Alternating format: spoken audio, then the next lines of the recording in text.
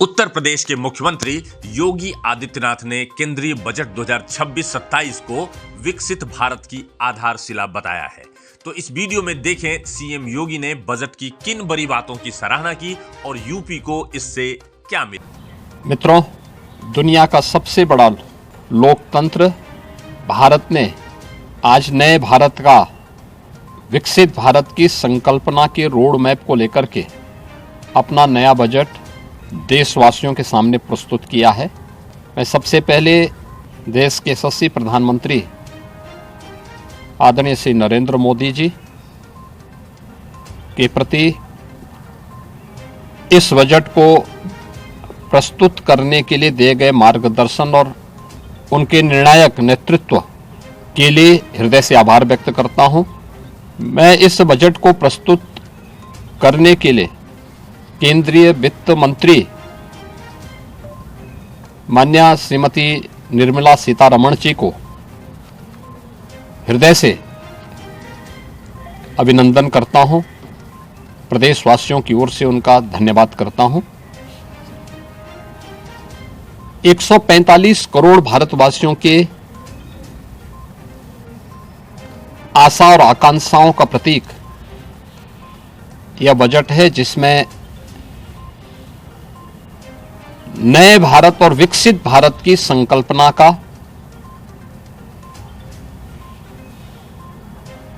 दृष्टि स्पष्ट दिखाई देती है। 12 लाख करोड़ रुपए से अधिक की पूंजी कैपिटल एक्सपेंडिचर के लिए, एक सुदृढ़ इंफ्रास्ट्रक्चर के लिए बजट में प्रावधान करना,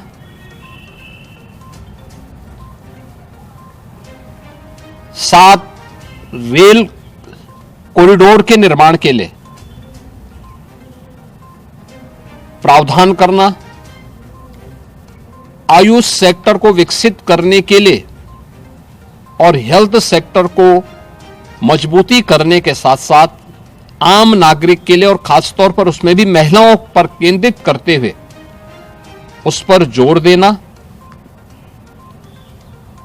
हर जनपद में महिलाओं के लिए, कामकाजी महिलाओं के लिए छात्रावास के निर्माण का कार्य हो या स्टेम, साइंस, मैथ्स, स्टैटिस्टिक्स और इमर्जिंग टेक्नोलॉजी से जुड़े हुए छात्रावास के निर्माण के लिए सहयोग करने का, युवाओं के सपने को एक नई उड़ान देने के लिए उनके लिए बेहतरीन इंफ्रास्ट्रक्चर से युक्त सुविधाएं उपलब्ध कराने के लिए ऐसे हॉस्टल के निर्माण का कार्य हो, नौजवानों के लिए हर एक सेक्टर में अवसर उपलब्ध हो, यह सबके साथ साथ जो व्यापक रिफॉर्म के साथ अलग अलग सेक्टर में रिफॉर्म को लेकर के जो बजट प्रस्तुत किया गया है, यह आम नागरिकों के जीवन को सहज और सरल बनाने में मदद करेगा। भारत की अर्थव्यवस्था को तेजी के साथ आगे बढ़ाने में यह बजट मददगार साबित होगा। युवाओं के लिए, महिलाओं के लिए, अन्नदाता किसानों के लिए, उद्यमियों के लिए, आम नागरिक के लिए भी ये नए अवसर को प्रदान करने वाला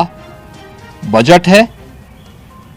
मैं बजट के प्रावधानों का स्वागत करता हूं। आम नागरिक के लिए, जिसने बजट के लिए जो बड़ी आशा भरी निगाहों से जो व्यक्ति देख रहा था, खासतौर पर मध्यम वर्गीय परिवार, गत वर्ष देश ने जीएसटी रिफॉर्म को देखा है, आम नागरिक उसका लाभ लिया है। इनकम टैक्स एक्ट को अप्रैल से लागू करने की घोषणा, उसको सरलीकृत करने हर व्यक्ति आसानी से अपने रिटर्न को भर सके, इस दिशा में उठाया गया कदम भी स्वागत योग्य है, जिससे अधिक से अधिक व्यक्ति इनकम टैक्स की तरफ आकर्षित होगा और इनकम टैक्स का अपना रिटर्न भरने के लिए आकर्षित होकर के प्रवर्तमान नेशनल बिल्डिंग के कार्यक्रम में वह भी अपना योगदान दे सके। इस दृष्टि से यह अत्यंत महत्वपूर्ण कदम है। मैं कह सकता हूं कि यह बजट समाज के प्रत्येक तबके को, युवा हो, महिलाएं हो, अन्नदाता किसान हो, उद्यमी हो, इन सब को ध्यान में रख करके बनाया गया नए भारत का, विकसित भारत की तरफ अग्रसर हो रहे भारत का एक स्थिर लेकिन तेज गति से बढ़ने वाली अर्थव्यवस्था के रूप में प्रस्तुत करने वाला एक बजट है। मैं इस बजट के सभी प्रावधानों का हृदय से स्वागत करता हूं। आदरणीय प्रधानमंत्री जी के प्रति आभार व्यक्त करता हूं। केंद्रीय